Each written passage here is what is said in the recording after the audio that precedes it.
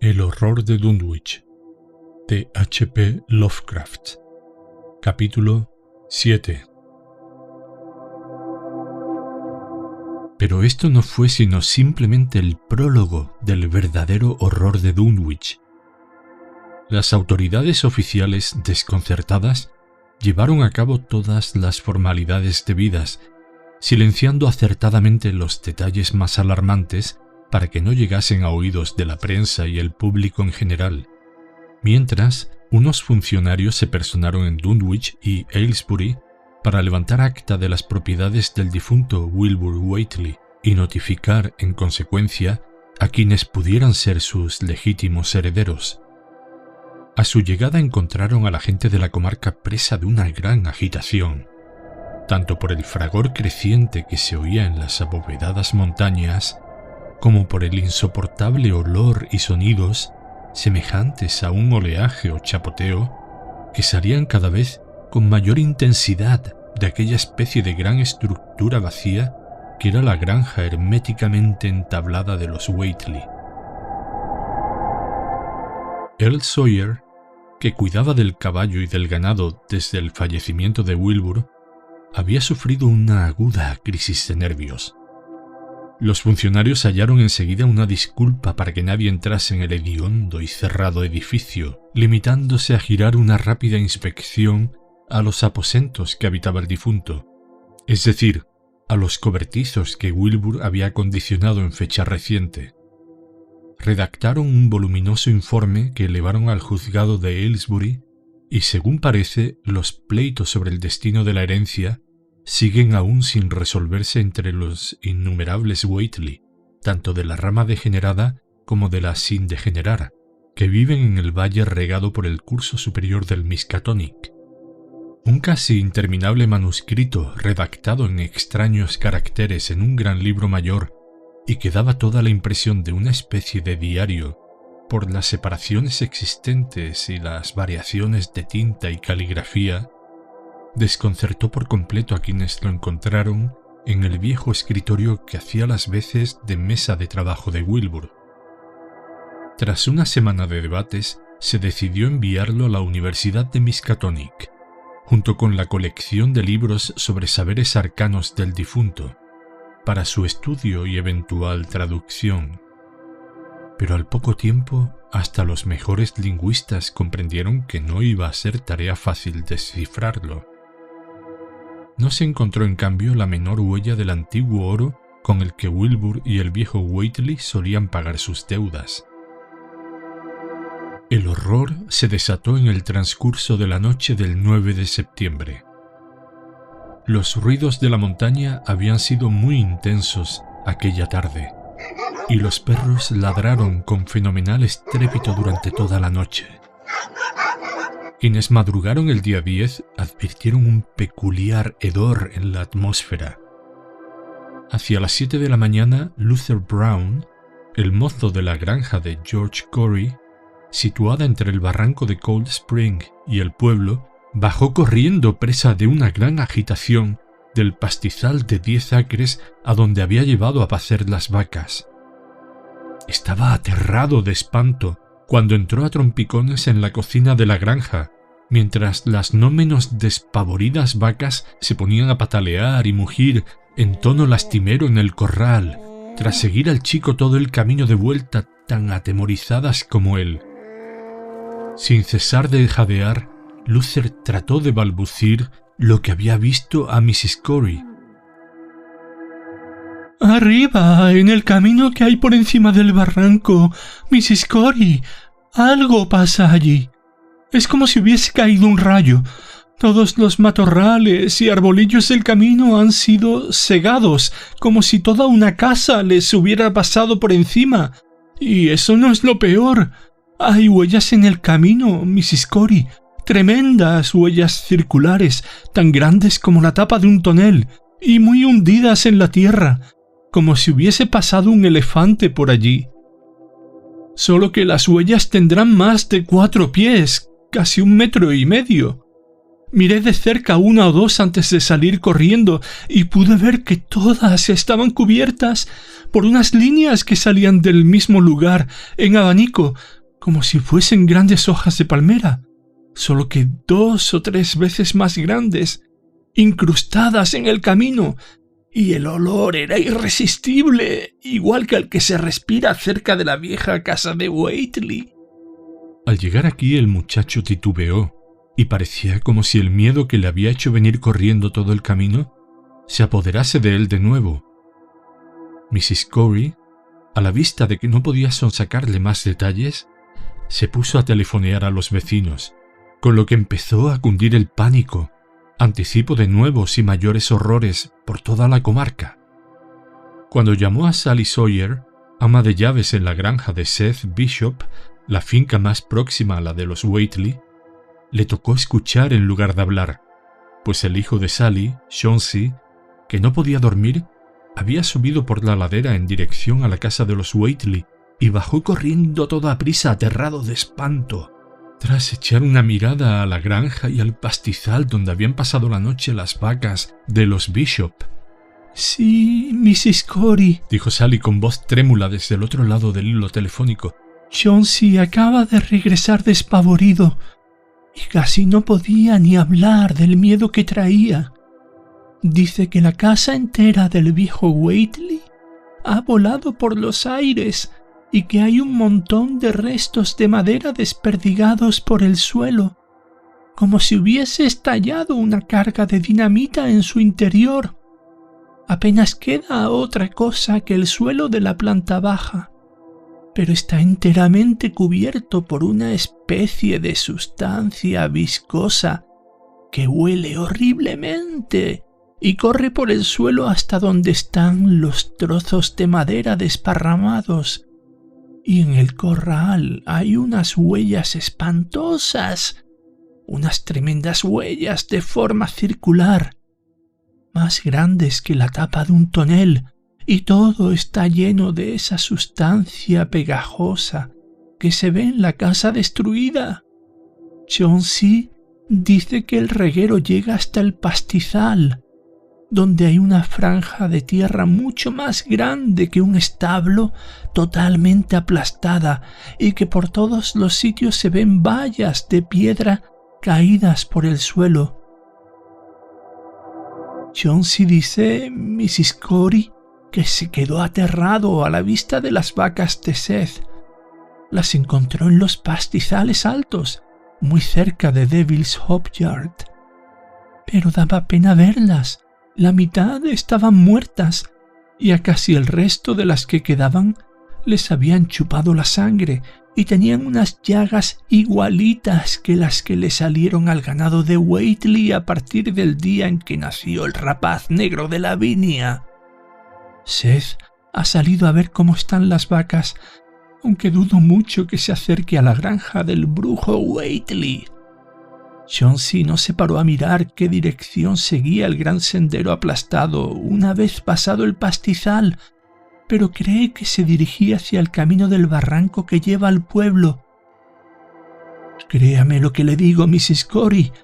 Hay algo suelto por ahí que no me sugiere nada bueno, y pienso que ese negro de Wilbur Whately, que tuvo el horrendo fin que merecía, está detrás de todo esto. No era un ser enteramente humano, y conste que no es la primera vez que lo digo. El viejo Whately debía estar criando algo aún menos humano que él en esa casa toda tapiada con clavos. Siempre ha habido seres invisibles merodeando en torno a Dunwich, seres invisibles que no tienen nada de humano, ni presagian nada bueno. La tierra estuvo hablando anoche, y hacia el amanecer Chauncey oyó a las chotacabras armar tal griterío en el barranco de Cold Spring que no le dejaron dormir nada. Luego le pareció oír otro ruido débil hacia donde está la granja del brujo Whately, una especie de rotura o crujido de madera, como si alguien abriese a lo lejos una gran caja o embalaje de madera. Entre unas cosas y otras, no logró dormir lo más mínimo hasta bien entrado el día, y no mucho antes se levantó esta mañana.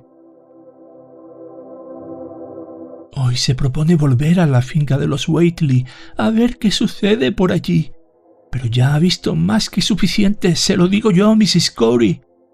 No sé qué pasará, aunque no presagia nada bueno. Los hombres deberían organizarse e intentar hacer algo. Todo esto es verdaderamente espantoso y creo que se acerca mi turno. Solo Dios sabe qué va a pasar. ¿Le ha dicho algo Luther de la dirección que seguían las gigantescas huellas? ¿No? Pues bien, Mrs. Corey, si estaban en este lado del camino del barranco y todavía no se han dejado ver por su casa, supongo que deben haber descendido al fondo del barranco. ¿Dónde, si no, podrían estar? De siempre he dicho que el barranco de Cold Spring no es un lugar saludable y no me inspira la menor confianza. Las chotacabras y las luciérnagas que hay en sus entrañas no parecen criaturas de Dios, y hay quienes dicen que pueden oírse extraños ruidos y murmullos allá abajo, si uno se pone a escuchar en el lugar apropiado, entre la cascada y la guarida del oso. A eso del mediodía, las 3/4 partes de los hombres y jóvenes de Dunwich salieron a dar una batida por los caminos y prados que había entre las recientes ruinas de lo que fuera la finca de los Whately y el barranco de Cold Spring, comprobando aterrados con sus propios ojos las grandes y monstruosas huellas, las agonizantes vacas de Bishop, toda la misteriosa y apestosa desolación que reinaba sobre el lugar y la vegetación aplastada y pulverizada por los campos y a orillas de la carretera.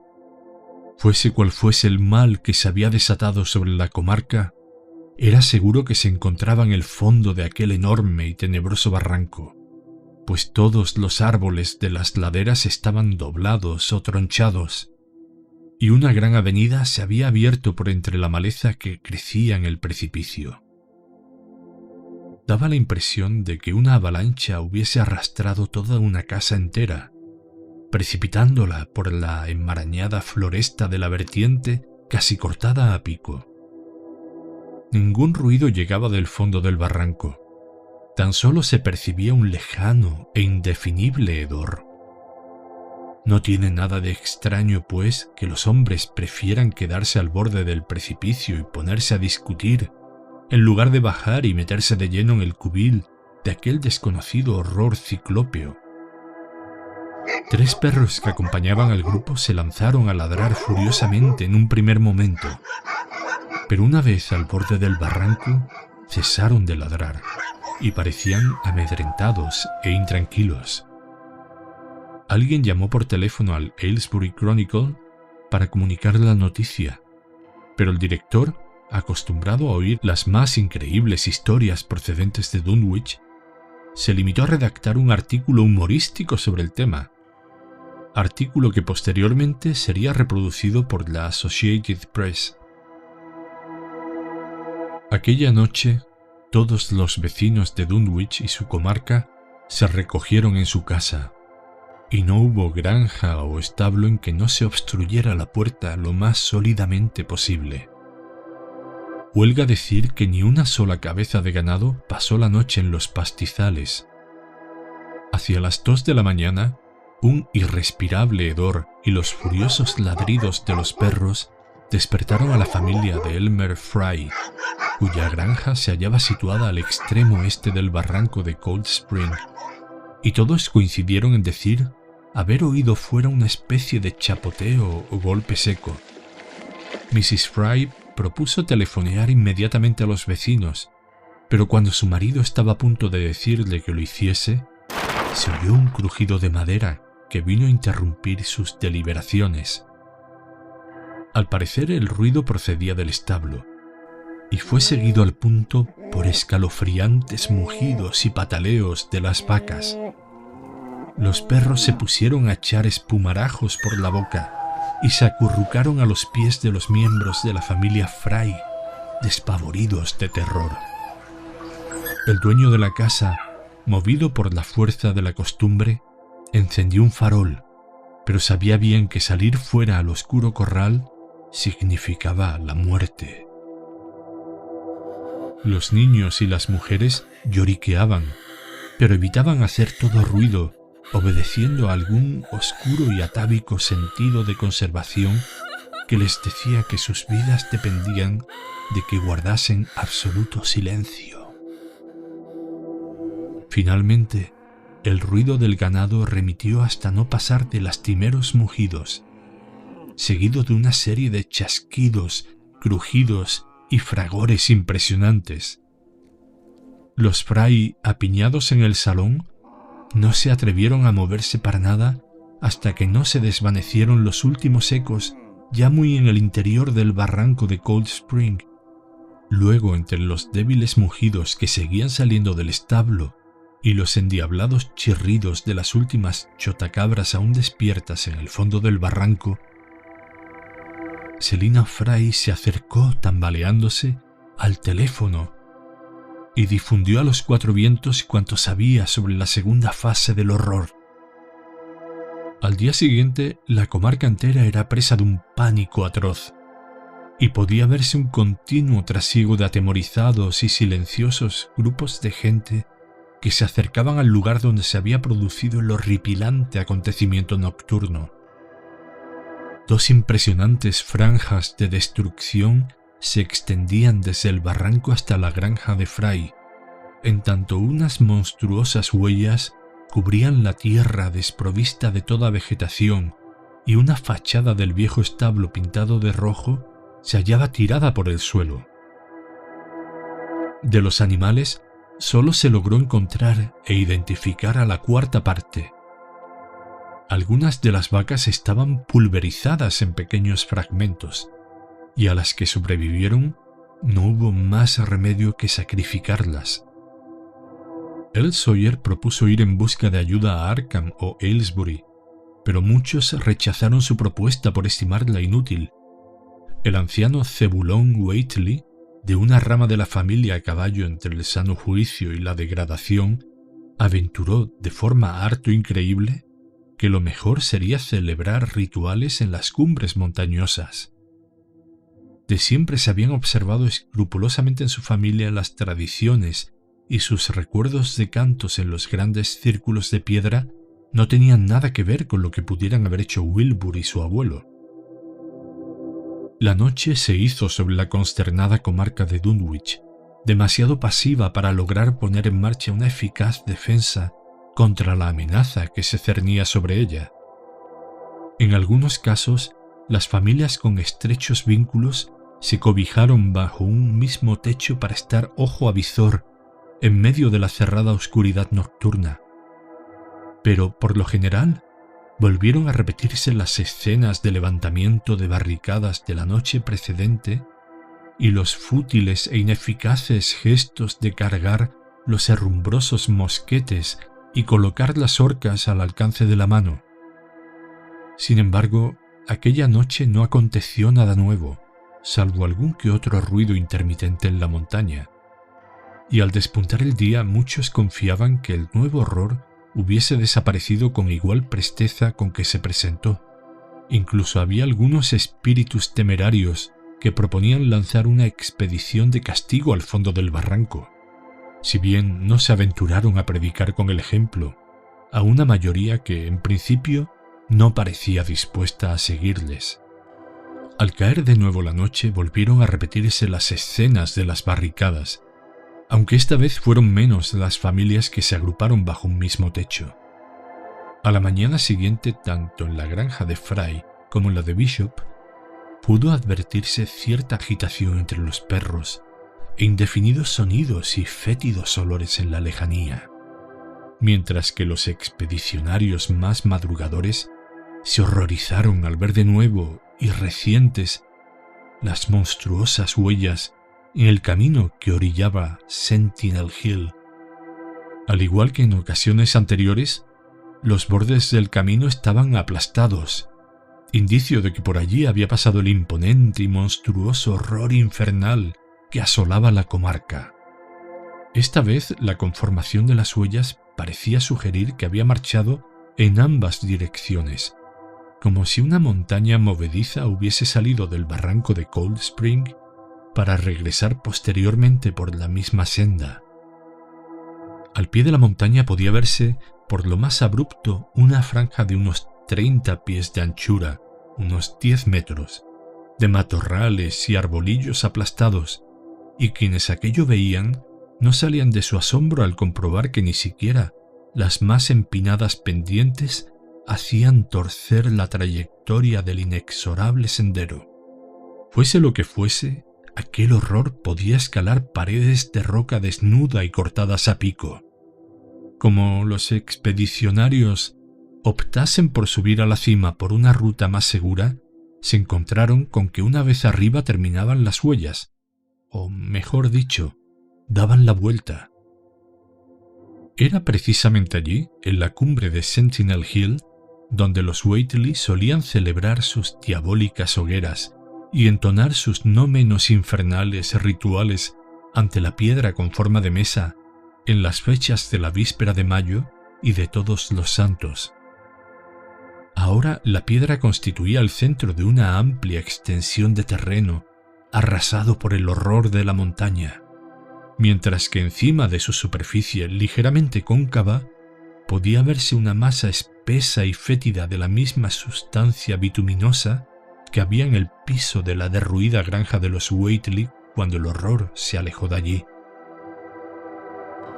Los hombres se miraron unos a otros y se susurraron algo al oído. Luego dirigieron la mirada hacia abajo. Al parecer, el horror había descendido prácticamente por el mismo sendero por el que había ascendido. Toda especulación holgaba. La razón, la lógica y las ideas normales que pudieran ocurrírseles se hallaban sumidas en el más completo marasmo. Solo el anciano Zebulón, que no iba acompañando al grupo, habría sabido apreciar en su justo término la situación o hallar una posible explicación a todo ello. La noche del jueves comenzó igual que casi todas las precedentes, pero acabó bastante peor. Las chotacabras del barranco no pararon de chirriar ni un momento, armando tal estrépito que fueron muchos los vecinos de Dunwich que no lograron conciliar el sueño, y a eso de las 3 de la madrugada todos los teléfonos de la localidad se pusieron a sonar trémulamente. Quienes descolgaron el auricular oyeron a una aterrada voz proferir en tono desgarrador: ¡Socorro! ¡Dios mío! Y algunos creyeron escuchar un estruendoso ruido, tras lo cual la voz se cortó. No se oyó ni un sonido más. Pero nadie se atrevió a salir, y hasta la mañana siguiente no se supo de dónde procedía la llamada. Todos cuantos la escucharon se llamaron por teléfono entre sí, advirtiendo que únicamente no contestaban en casa de los Fry. La verdad se descubrió al cabo de una hora, cuando, tras juntarse a toda prisa, un grupo de hombres armados se dirigió a la finca de los Fry que estaba en la boca misma del barranco. Lo que allí se veía era espantoso, pero en modo alguno constituía una sorpresa. Había nuevas franjas aplastadas y monstruosas huellas. La casa de los Fry se había hundido como si del cascarón de un huevo se tratase. Y entre las ruinas no pudo encontrarse resto alguno, vivo o muerto. Solo un insoportable hedor y una viscosidad bituminosa. La familia Fry había sido por completo borrada de la faz de Dunwich.